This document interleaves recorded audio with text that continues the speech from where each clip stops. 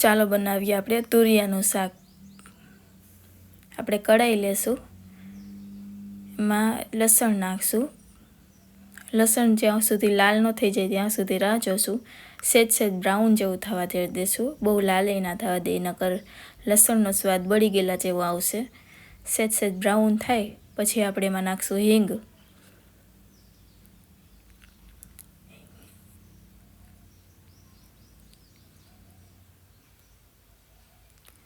આપણે લસણ બ્રાઉન થવા માંડ્યું છે થોડું થોડું, સેજ હજી બ્રાઉન થવા દેશું। હિંગ નાખી દઈએ। હિંગ નાખ્યા બાદ આપણે સુધારેલા હતા તુરિયા એ નાખી દઈએ। ઝીણા ઝીણા સુધારેલા છે આપણે।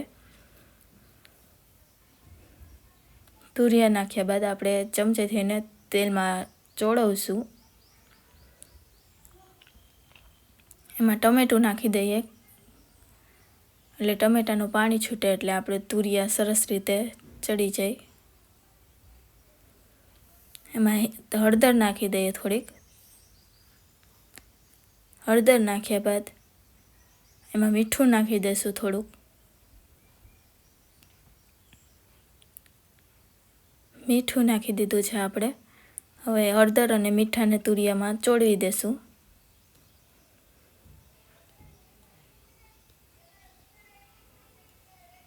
આ રીતે આપણે મિક્સ કરી લઈશું તુરિયામાં।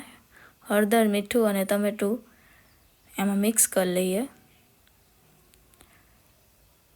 આપણે મિક્સ કરી લીધું છે, થોડી દેર પાકવા દઈશું। પછી એમાં નાખશું ચટણી, થોડુંક ધાણા જીરું। જ્યાં સુધી આપણા તુરિયા ના ચડી જાય ત્યાં સુધી આપણે રાહ જોઈને પછી ચટણી મીઠું નાખશું।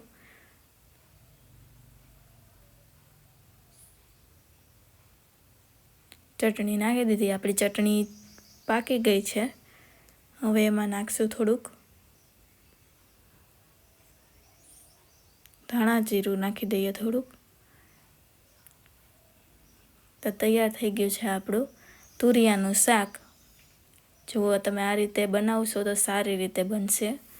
ઉપરથી થોડીક ધાણા ભાજી, લીલી ધાણા અને ધાણા જીરું નાખશું, એટલે સરસ રીતે શાક થઈ જશે મસ્ત। થઈ ગયું છે તૈયાર આપણું તુરિયાનું શાક। કેવું લાગ્યું શાક તે કમેન્ટ કરજો। આ રીતે આપણે શાક બનાવ્યું છે, તો તમે પણ બનાવજો આ રીતે શાક। તુરિયાનું શાક થઈ ગયું છે તૈયાર।